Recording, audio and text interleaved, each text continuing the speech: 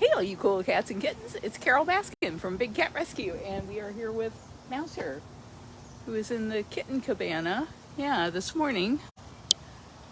First thing, whole bunch of vet techs going around. There was a video of Mouser just barely opening his eyes and not getting up and not coming out of his den to see Afton. And we all know how weird that is. So she took him in, weighed him. The vet gave him some medications, and we decided to put him in the kitten cabana. It's the air-conditioned room where I don't know if you guys can see because of the glare, it's the air-conditioned room where we used to do the foster kittens for the Humane Society of Tampa Bay. So it's air-conditioned, climate-controlled, and that way we can keep a little bit closer eye on him and make sure that he's eating okay. Also, you guys have heard the last few days, I think it started Saturday.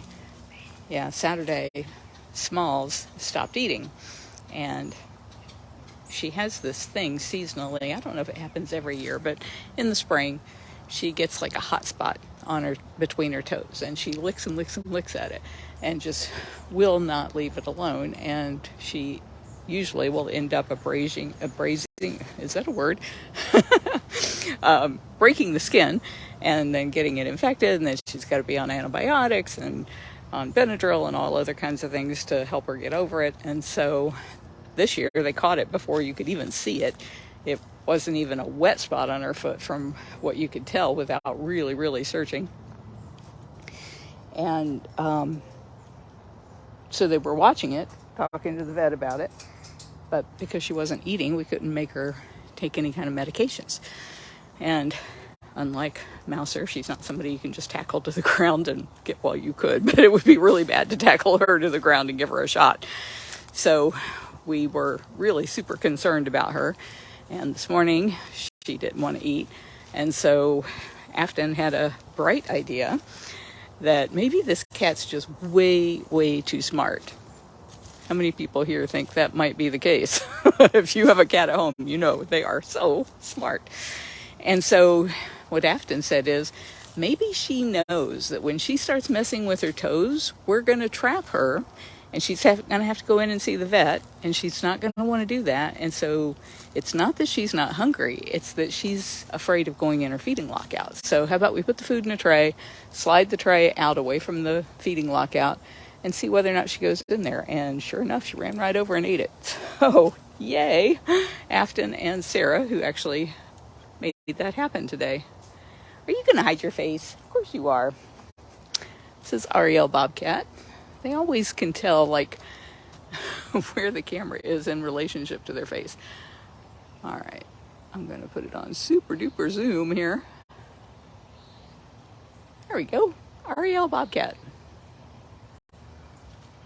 From a very safe distance. I will not be messing with you. You don't have to worry about me at all.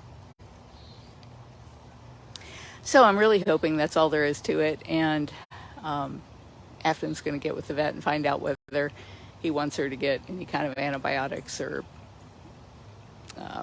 antihistamines or anything, since they're now able to get her to eat. So that was a huge relief. And then this afternoon, I came in late because I had a dental appointment this morning, and I've been working on a project from my desk, and I have a computer at my desk at home and a computer at my desk at the sanctuary, and I can do anything from either of them. I remember the day back when you couldn't, like, you could only have one program on one machine, and now everything's done in the cloud, which is wonderful. Yes, Ariel is a female bobcat. Ariel's story was that she was a wild bobcat. People decided to make a pet out of her, and then when they got pregnant with their first baby, they were like, oh my God, this cat's going to kill our kid, and they couldn't get rid of her fast enough. But she was so imprinted on people that she couldn't be released.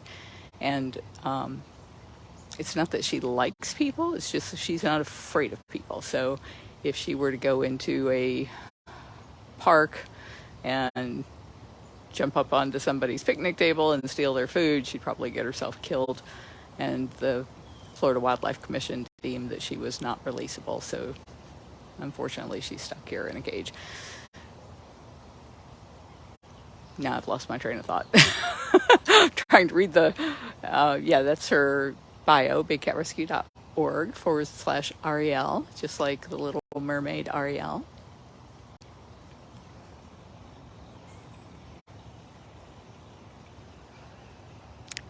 So, crisis averted with Smalls. Hopefully, Mouser will be doing a whole lot better. He looks so much better, as you saw.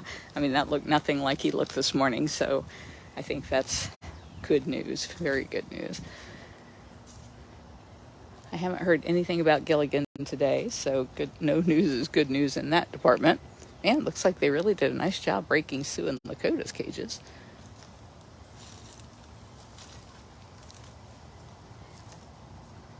Oh, I started to say I came in late because I was working on a whole renaming project.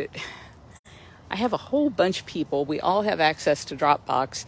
And oh my gosh, we all file things differently and we call things by different names. And sometimes we just, plug in our phone, dump all of the photos into a folder and don't name them. And then years later, I'm discovering, like all the way back to 2012, there's literally thousands, maybe tens of thousands of photos that weren't identified with a name. And so if I went to search for a picture of Sue and typed in Sue, none of those pictures, those amazing pictures that we have been stockpiling all these years, none of them showed up. So I've been going through all those folders, naming the folders naming the files, the images, with the cat's name. And in a lot of the cases, not all of them, also identifying the species, because when you're posting that online, all right, I can take a hint. Even though he was yawning, he was like growling a little. Oh, somebody lost a glove.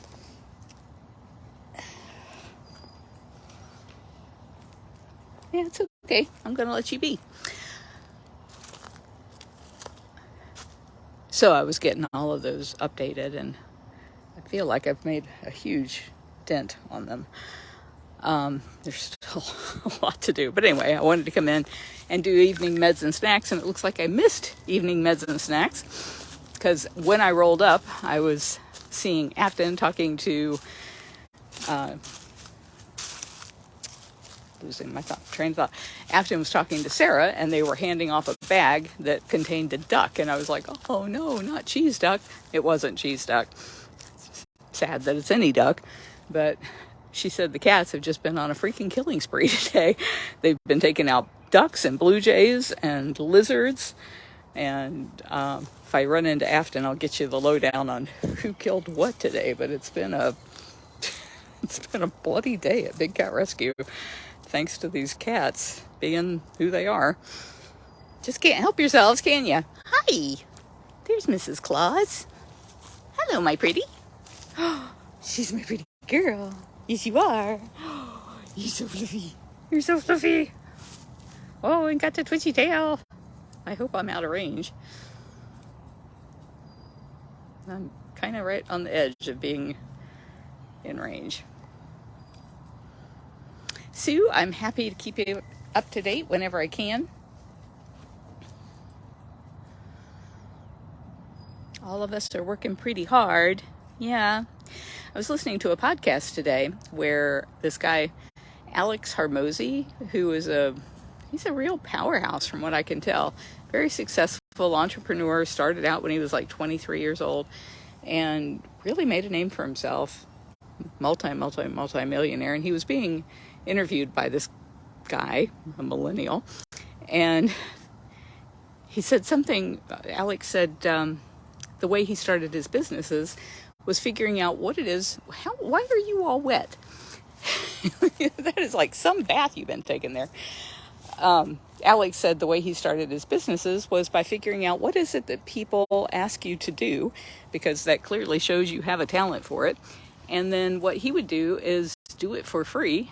But then once he found that enough people wanted that service for free, then he knew that he could market it and monetize it to strangers.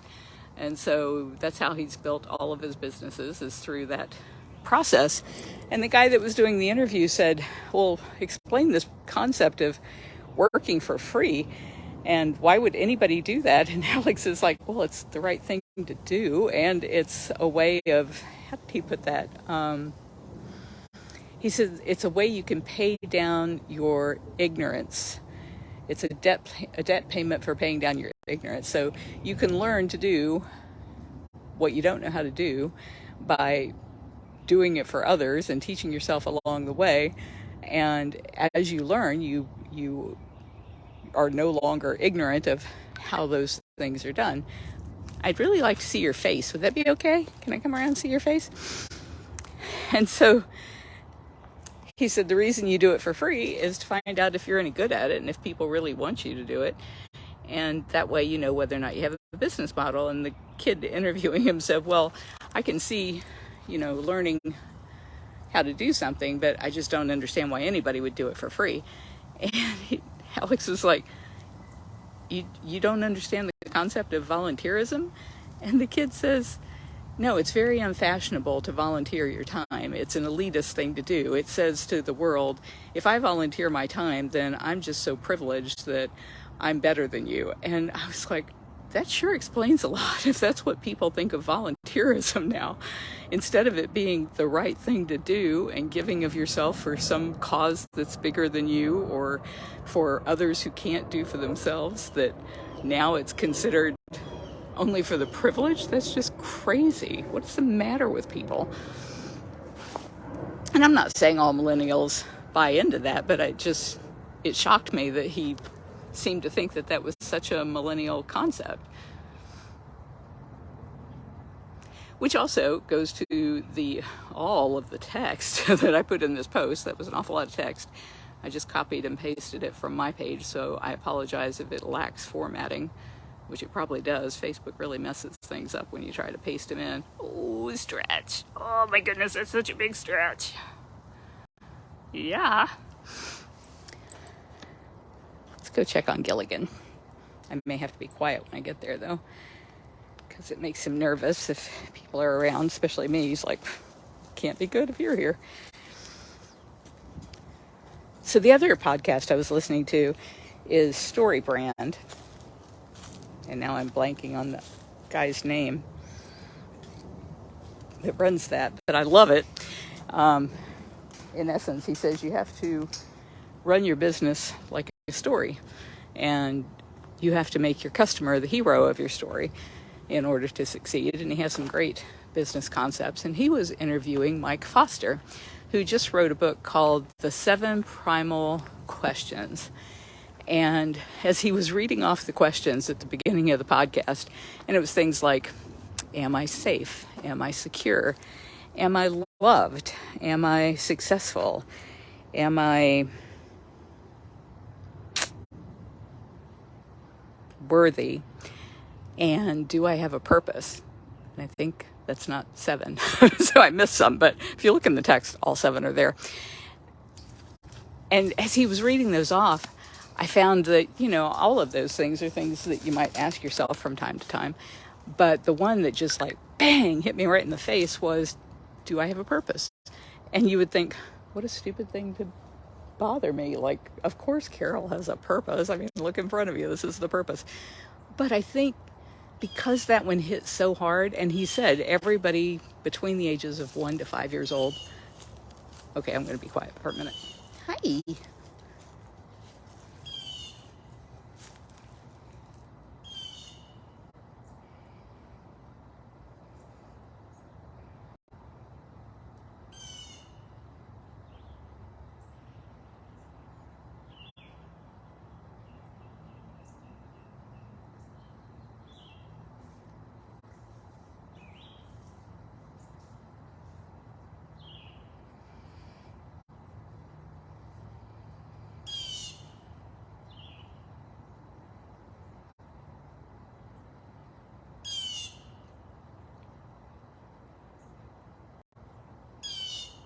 That was all. I just wanted to see how you were doing. I'm going to walk away very noisily so that you will know I'm leaving.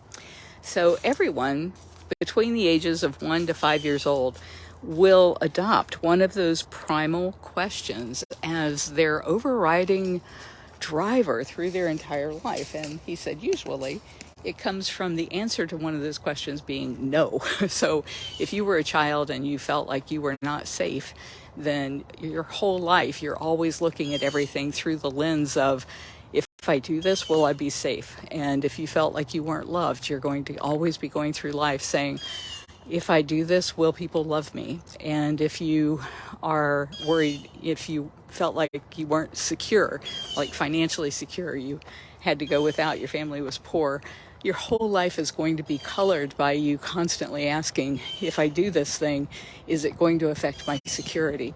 And so for me, when it was like, well, what happened in my life between the ages of 1 and 5 that made me think, I just don't know if I have a purpose. And I think maybe it's because my religious upbringing was such that, you know, your purpose was to grow up and get married and have children and be of service to God and be totally focused on the afterlife. And I think I always felt like I didn't feel like my purpose. And I feel like I never played with dolls. I never wanted to have kids. I love Jamie to death. She's the best thing ever happened to me. But that was never something I would have gone out and done on purpose. And so I think because in those formative early years, those were things that just were like, this can't be my purpose. And so I was always looking for, do I have a purpose? Is my purpose really worthy? Is it the best purpose that I could serve with the time that I have on this planet? And so the purpose of the book and the purpose of my post isn't to find out what your weaknesses are. It's because if I know how a person feels or how they see the world, can you guys, speaking of see the world, see Phil Moe back there? Then I can speak to them in a way that they can hear me. For me, I'm thinking every time I have a conversation with somebody that they think like I do, because that's how we're wired. We seem to think that everybody thinks the same way we do, and we're still tend to be just absolutely shocked when that's not the case. But if I'm thinking everybody is out there concerned about making a difference with their life and serving a higher purpose and doing something that is good for the planet, you know, those kinds of things. And what's really motivating them is, do you love me? Or am I safe here? Or am I secure?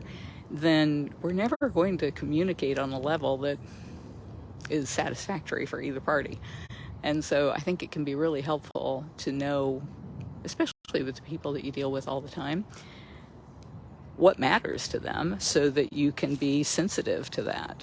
You should never take advantage of that, but so you can be sensitive to it. I'm really curious. I haven't asked Howie or Jamie yet what their primal question might be. I know. Filmo's primal question is, would you leave me alone? I was sleeping here, lady.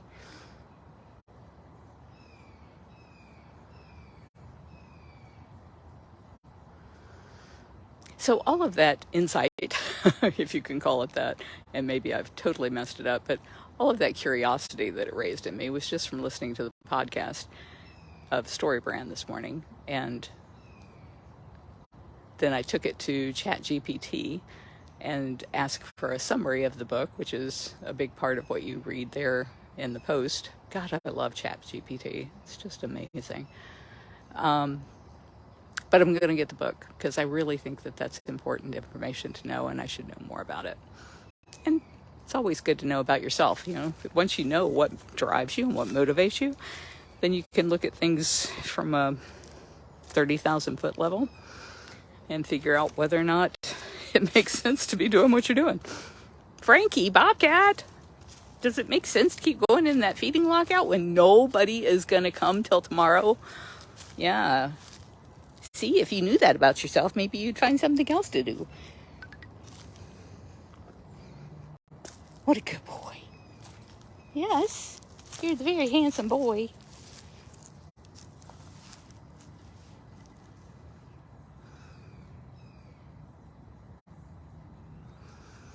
I only caught the bottom part of that conversation, but somebody was asking about, I'm guessing, why these cats are in cages. And that's exactly it. They were born in captivity and thus are doomed to a life in captivity. There are some who came from the wild, but they were not releasable, like Ariel that I told you about earlier. Summer has an issue being that she has a excuse me, a congenital condition that causes her to be a dwarf. She has tiny little short legs. She'd never be able to outrun predators or prey. Although I'm pretty sure Afton said she caught a blue jay today, or maybe it was a lizard. So she caught something, but she's not supposed to eat fur or feathers because she can't pass them. We have Flint Bobcat is the same way. He was a bobcat that came in so crushed that his pelvis healed too narrowly for him to pass fur and feathers. And so when they do manage to catch a bird or something on their own, we have to watch them very closely, often giving them lactulose or something to help them pass whatever it is that they ate. Whereas in the wild, there's just no pharmacy they can go to and say, hey, I need a bottle of lactulose for the next week while I get rid of these feathers. And nobody will pluck their feathers for them in the wild.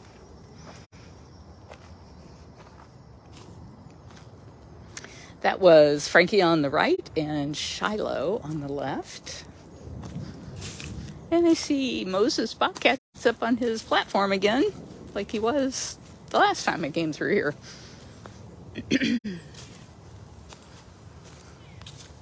I hear you, Beecher. Beecher's always got something to say. Hey, Moses. Who's my very good boy? I was thinking about Moses and Bailey earlier today. Just a couple years ago, they used to come trotting over when I came out. It was so nice to see them, playful and chasing each other around in the bushes. And now they're so old.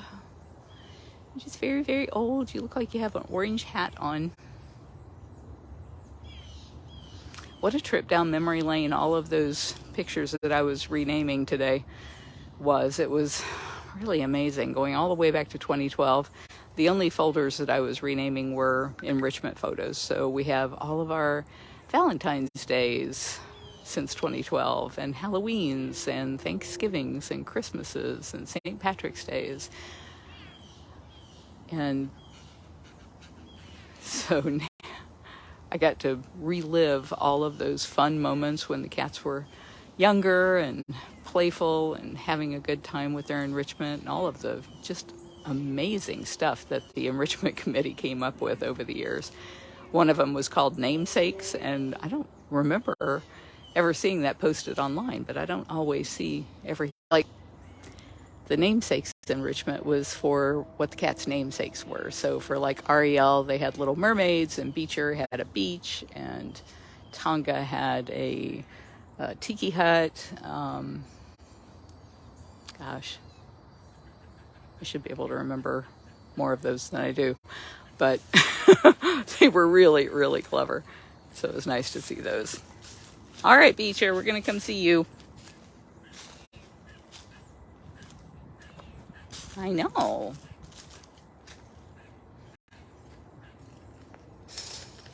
Oh dear.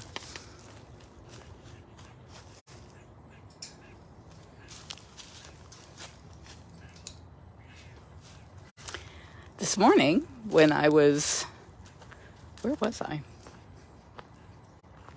I was working on something. Oh, I was coming back from the dentist, and Samantha Cohen sent me a text saying that Turpentine Creek was live and they were showing inside their heated dens. And so here at Big Cat Rescue, we have a good example right here.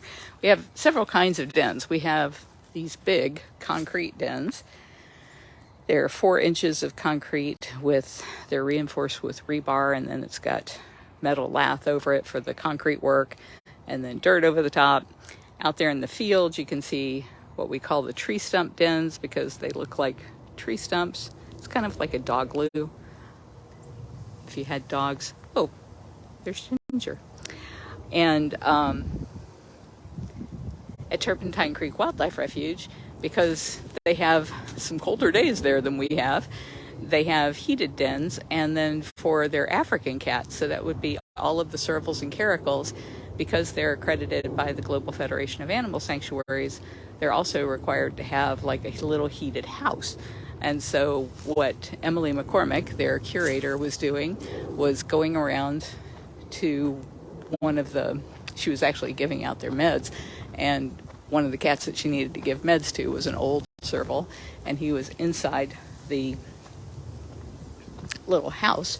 And so she went inside the house, and Samantha was like, oh, look, they're showing it. And so I was like, oh, this is great, because everybody's been asking, what are they going to do? It's so cold.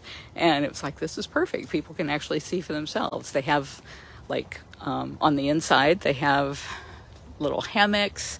They have their food in there, toys. I saw a swimming pool. It's like, man, that's a nice house. Oh my goodness, Kimba. How sweet you are. You know, I was going to come see you earlier, and I didn't think you'd want to be talking to me. This is Kimba Tiger. He really doesn't like men, but he's okay with women as long as we don't look threatening. Yeah, I hope I don't look very threatening. Giving you the side eye, trying to keep you in my viewfinder without looking directly at him.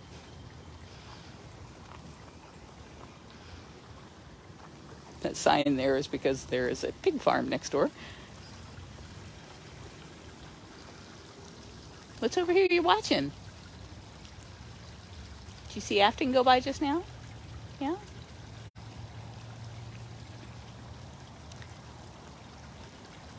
So it was great. I really enjoyed seeing inside the dens. I wish when I was there at the Feast for the Beast on April the 30th, I wish I had gone inside some of those.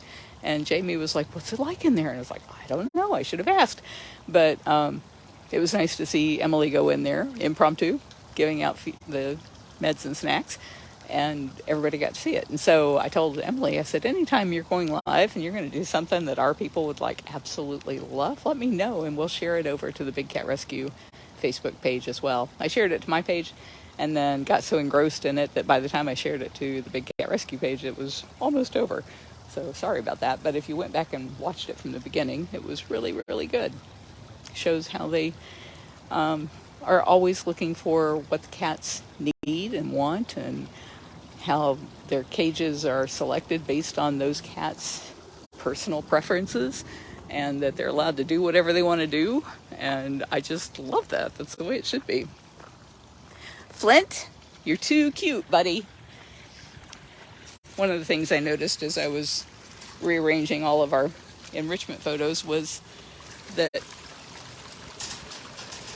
some cats are what we call the regulars, or the reliable ones for getting those really fun photos. And Flint and Nabisco are always bringing the fun. Yes, you were in so many of those pictures, Flint. So many. So wherever there's two cats in a cage, I'm trying to keep my eye on Flint and watch out for Nabisco, because he could come grab my feet or launch onto my arm if I'm not paying attention. Marcy called you Flabiscuit.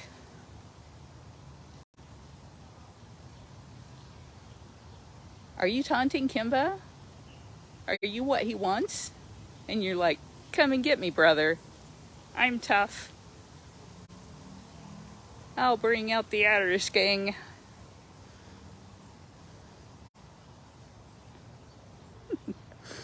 You're just so twitchety. All right, let me see if I can zoom here a little better.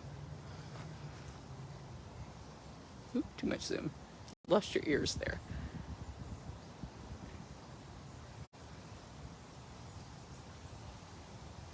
Flint, you're getting all the hearts. So many hearts for such a good boy.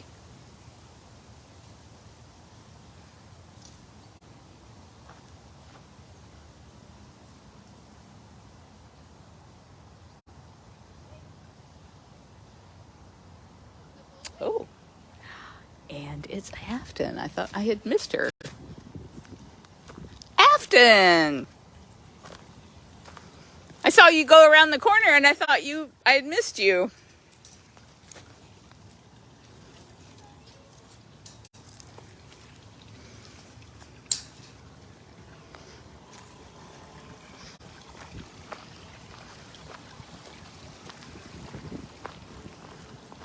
I think he'd like to play with Flint.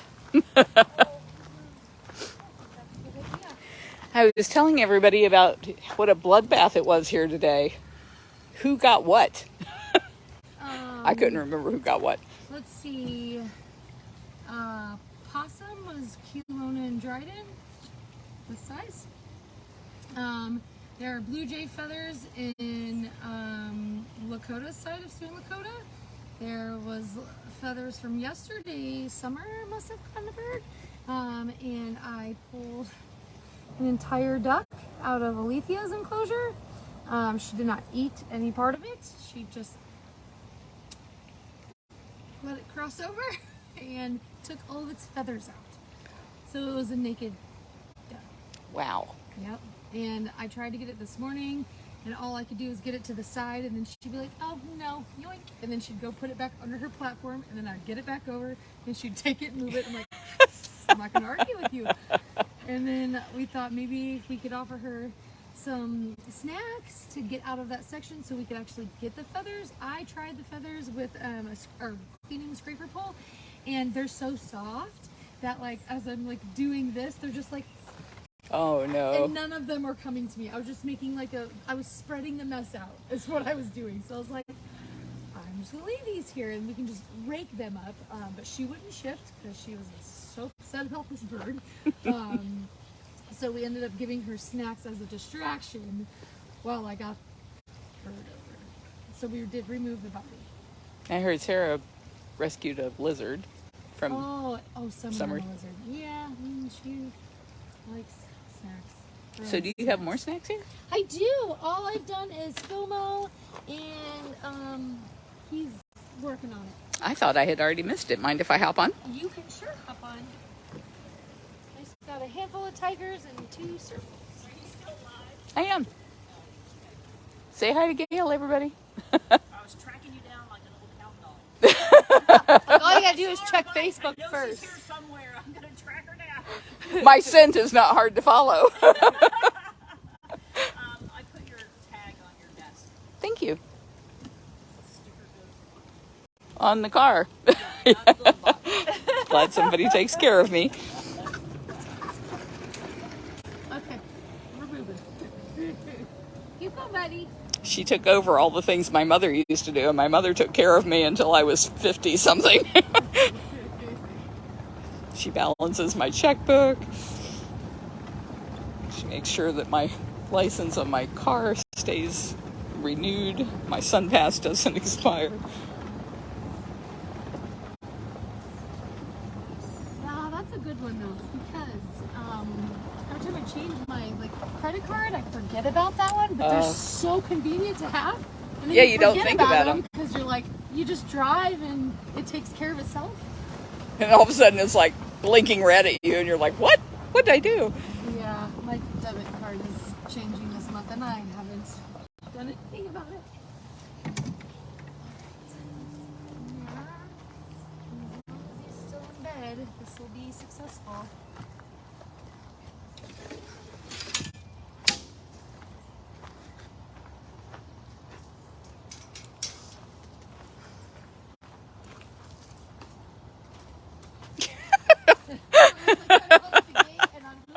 Whack me in the face.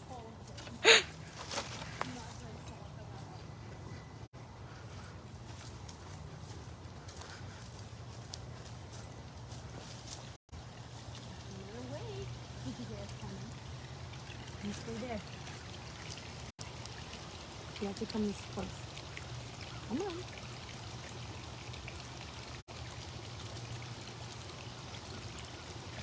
Still sets it on the ground. Yeah, you got it all. Good job.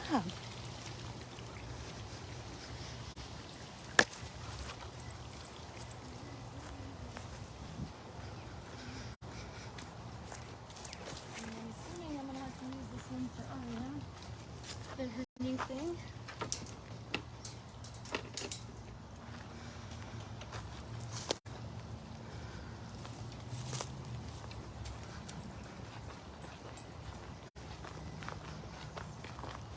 Oh, that one. That one. How do you get to the front of? Oh, maybe she'll get up. Oh, that'd be lovely. She's not a big fan of the stick, and every once in a while she'll just do this at it. That's not helpful. There's meat on the end of that.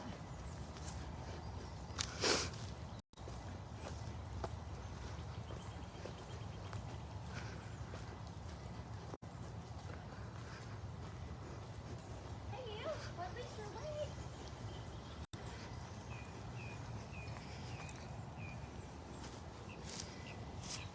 Hi.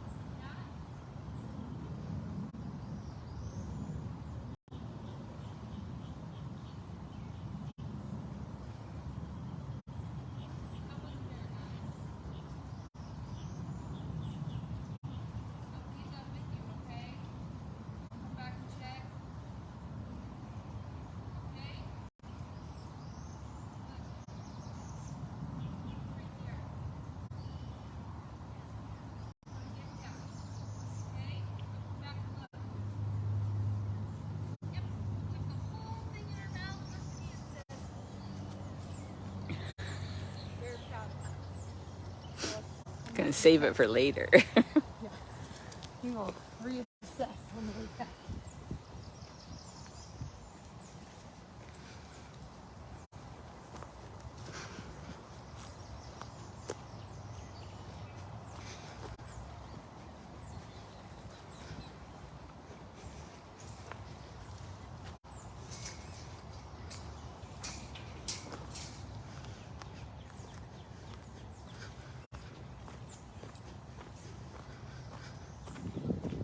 Hey, Darbot and Samuel.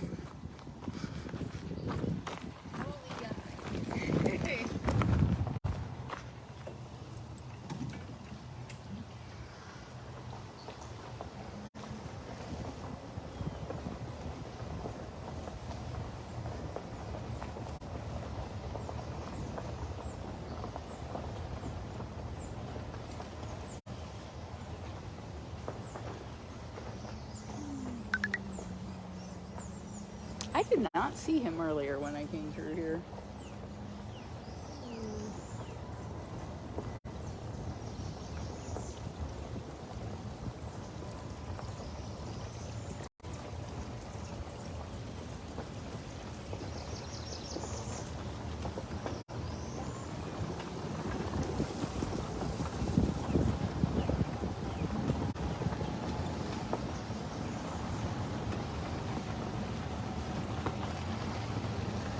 Have you seen in that big cage up front?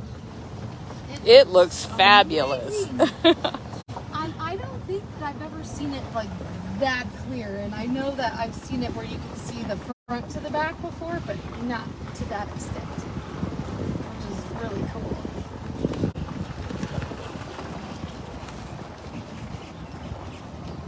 She'll get to utilize the whole space because it's not all just like vegetation.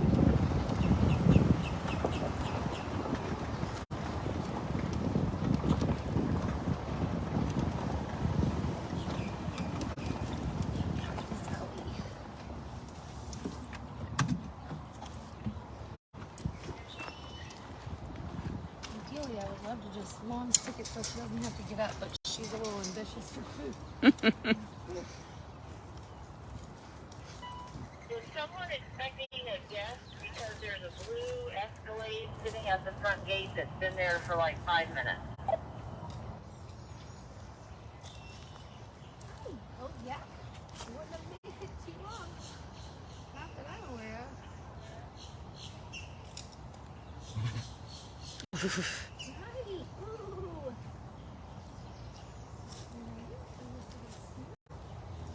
Ooh.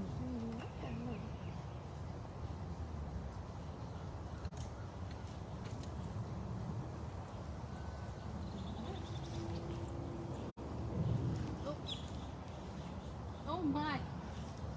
Oh my. Was that difficult? My goodness.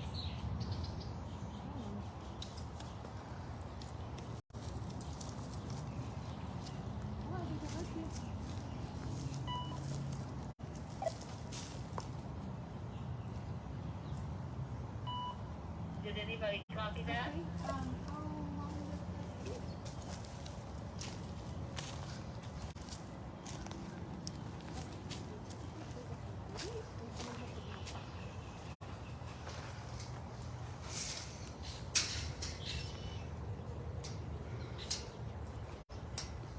Gail, if you're watching this live feed, we heard you. Afton and I do not know who it is.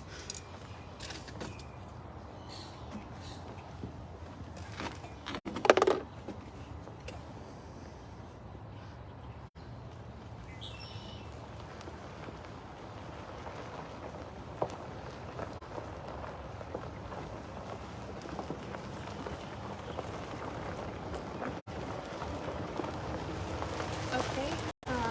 Just give me a second to find someone because someone actually has to be on the couch.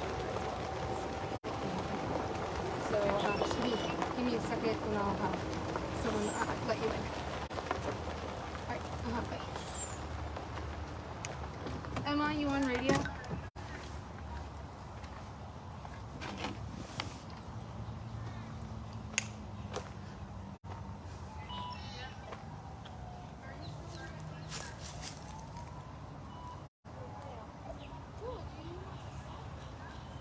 Nala Serval.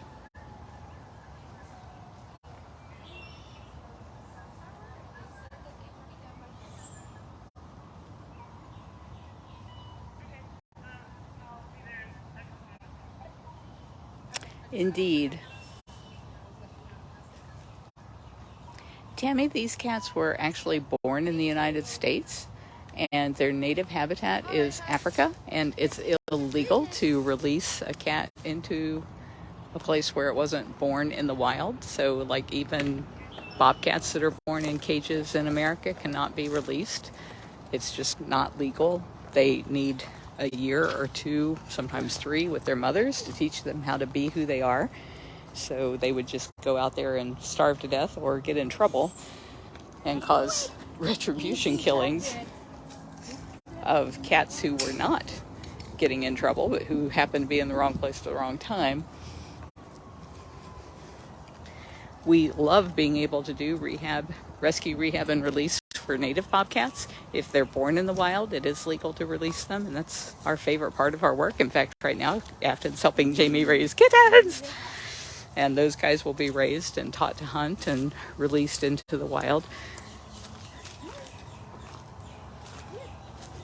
They're getting so strong. It's like hard to feed them, but they're weaning, so like what you're doing is very helpful to not have to handle them anymore. But man, they are the boss of the situation for sure. Yesterday, I saw one of them just bite the snot out of Aaron. Oh, she did warn me. They're biting now. We have to do the ground turkey, like help them eat that. But I got lucky. I had the runt today, and she was suckling on my finger that had the meat on it. So I was like, oh, she's just doing it on her own. This is great. Yeah, I knew you'd come over. Oh, So, you were just talking about bobcats, and it was all about me. Oh, man. Is that your best favorite?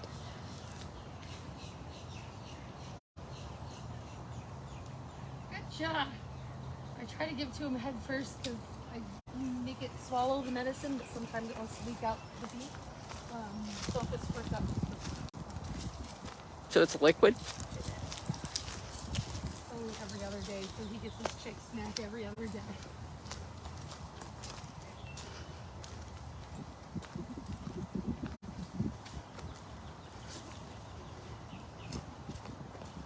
Oh, that reminds me, I have a glove in my pocket. Somebody lost out by Sue and Lakota. I just realized I have gloves in my pocket. Now you say that.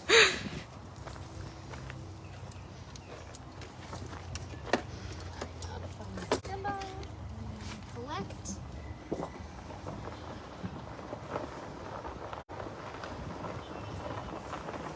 So is the Escalade at the gate the same as the call you just got? Yep.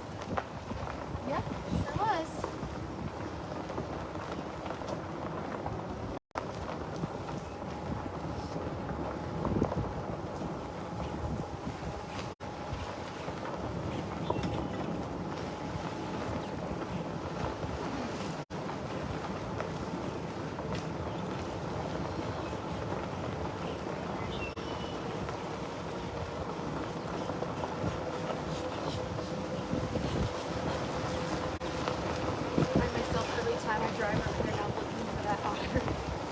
Oh, yeah, you guys sent a photo. It was so big. It was much bigger than, like, it appeared when, like, it started moving, but it was, every time I kept collecting on the beach there, just to look at it, and it was like, people, there was, like, flat cat out, and it was like, maybe it doesn't see me. We're like, oh, we see you.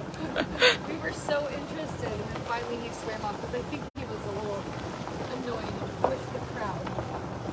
I hear they really like these grass carp. Oh, well, those grass carp are huge, so hopefully we can't take off with them.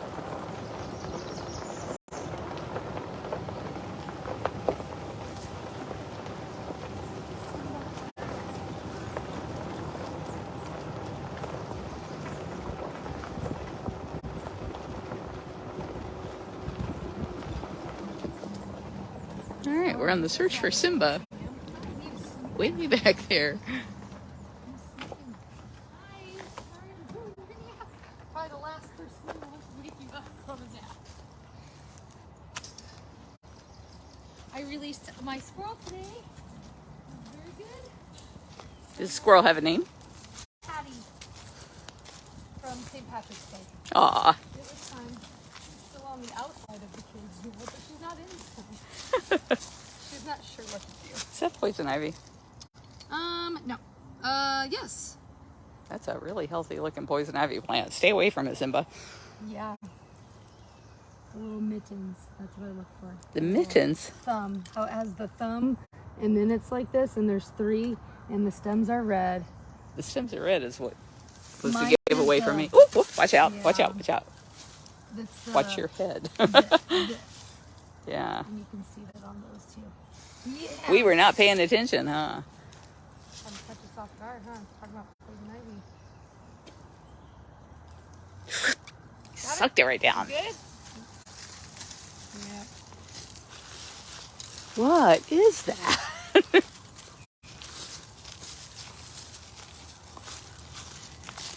Yeah, I was cleaning up my backyard yesterday and found a giant nightshade plant in my yard. And I was like, oh, because of my dogs. And Oh, will I they have get a into dog it? that likes to mess with our plants.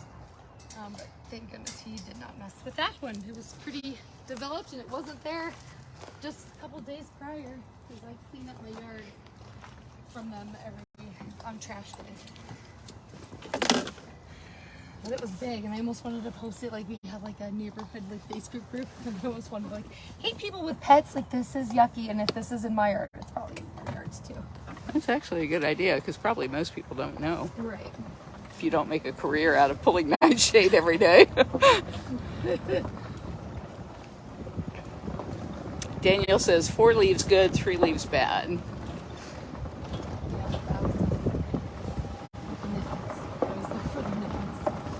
I think my bike is at the kitten cabana, if you can drop me off there. Yes. See, I'm just gonna grab his tray, and then I can drop you off. Actually, I'll just hop off here. I just didn't want you going all the way to food prep and not dropping me. Oh no, that's okay. I just need to pull his tray out. Did you start with the cabana? I did. And I'm going to end with beach Beecher because I told Beecher I was coming over here, and then I got distracted by Kimba and Flint. And yeah, as promised, Beecher. Oh, now you're not chatty. You were so chatty earlier. I got my temptation snacks. I got my temptation snacks. I loved all the tubes that we handed out that did not get touched during the live. Like Shiloh's was in pieces. His is obviously in pieces. All right, everybody. Thank you. Thank you, Afton.